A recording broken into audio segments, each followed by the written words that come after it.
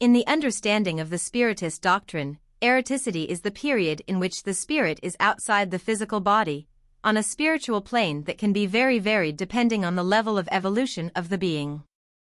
This phase of eroticity is not a state of inactivity, but of constant learning and reflection. During this period, the spirit is in contact with spiritual reality, being able to observe the material world and reflect on the experiences lived in its last incarnation. For the highest spirits, this experience is marked by a feeling of well-being, harmony, and a deep state of peace, as they no longer carry the weight of the imperfections of matter. These spirits are able to clearly perceive the lessons they need to learn, and often use this time to help other spirits in their own evolution processes. However, for those spirits who are still linked to material desires and selfishness, eroticism can be a period of deep suffering, a time of anguish and uncertainty. These spirits continue to be consumed by remorse for past actions, by hurts and resentments, without being able to free themselves from the shadows of spiritual ignorance. The eroticity of these spirits is marked by the feeling of loss, existential emptiness, and the need to understand the experiences they failed to learn while incarnated. Often, these spirits seek consolation in other spirits who are in a similar condition, forming a kind of environment of pain and disturbance. This period of transition, although difficult, is an opportunity for these spirits to reflect and reform themselves, since spiritual suffering is also a means of growth and purification. The expression "many mansions in my Father's house" reflects the vast diversity of spiritual worlds that exist in the universe, in accordance with the principles of the Spiritist doctrine. These worlds are like schools, with different levels of learning, where spirits, depending on their level of evolution, can experience different forms of life and experience. The lower worlds, like Earth, are those where material life still exerts great influence on the being, and where the conditions of existence are harsh, challenging, and often marked by suffering. However, these worlds are also considered important for the evolution of spirits, as they offer opportunities for learning and maturation, through tests and expiations that help beings to detach themselves from selfishness and material passions.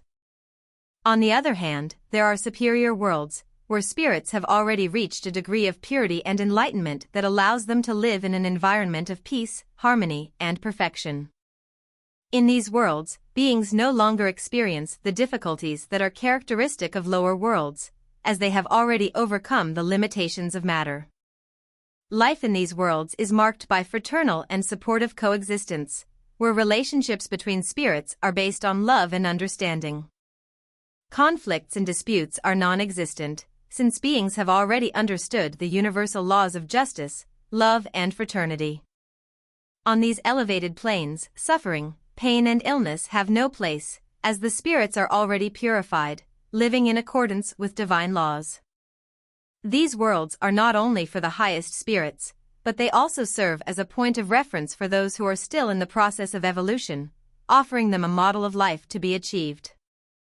Spiritist doctrine teaches that worlds are not static, but are constantly evolving, as are the spirits that inhabit them. The evolution of the worlds is intrinsically linked to the moral and spiritual progress of the spirits that incarnate in them.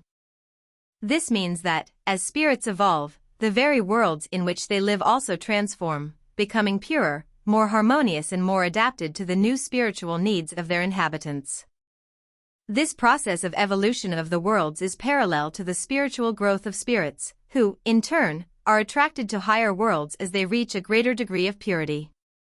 In the case of Earth, it is going through a process of regeneration, that is, it is ceasing to be a world of trials and expiations to become a regenerating world, where human beings will begin to experience more intensely the values of love, compassion, and justice. This process is the result of the joint action of all the spirits that inhabit the planet, and is a reflection of the inner change that each of them is experiencing. The transition to a regenerating world will not happen abruptly, but will be gradually experienced by those who are willing to purify themselves and embrace the teachings of Christ, love for others, and overcoming the imperfections of matter. The regeneration of the earth will be a continuous process of evolution, where, gradually, human beings will become more aware of their role in the universe and the value of solidarity, forgiveness, and mutual respect.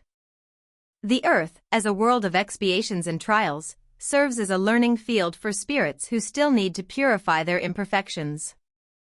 Material life, with all its difficulties and challenges, is an opportunity for spirits to redeem mistakes made in other existences and to learn valuable lessons. However, Earth is not the only world where spirits can go through this learning process. There are other worlds in which spirits, according to their level of evolution, can experience different types of experiences, lighter or more difficult, depending on their spiritual needs. These worlds are like different types of schools, where learning is adjusted to the capabilities and needs of each spirit.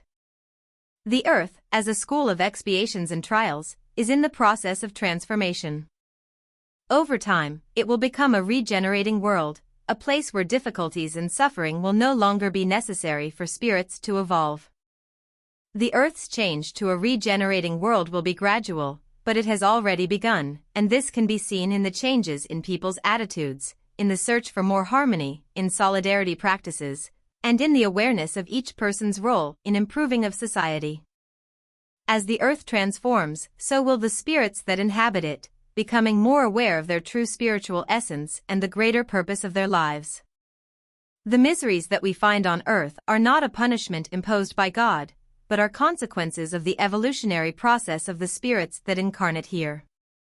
Each human being is responsible for the choices they make on their spiritual journey, and the difficulties we face in material life are opportunities for moral and spiritual growth.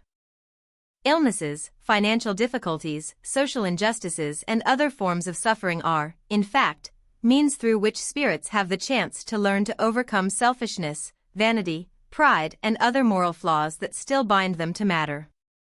These difficulties are, therefore, instruments of learning and not punishments, as God, in His infinite wisdom, knows that human beings can only grow morally when challenged to overcome their own limitations and open themselves to spiritual values. However, it is important to understand that, although earthly miseries are the result of the evolutionary process, they are not immutable. As humanity evolves, understanding of suffering also transforms. Human beings begin to realize that true happiness does not lie in material achievements, but in inner peace, in harmony with others, and in experiencing spiritual values. Suffering, therefore, is not eternal, and it serves as a means of learning that leads to spiritual awakening. When spirits reach a higher level of understanding, they begin to live in accordance with divine laws, creating a more just, loving, and supportive reality for themselves and others. If you liked this content and want to continue learning more about spiritual evolution, don't forget to subscribe to our channel and leave a like on the video. Your registration is very important so that we can continue to bring you more valuable teachings. Let's go on this journey of spiritual transformation together.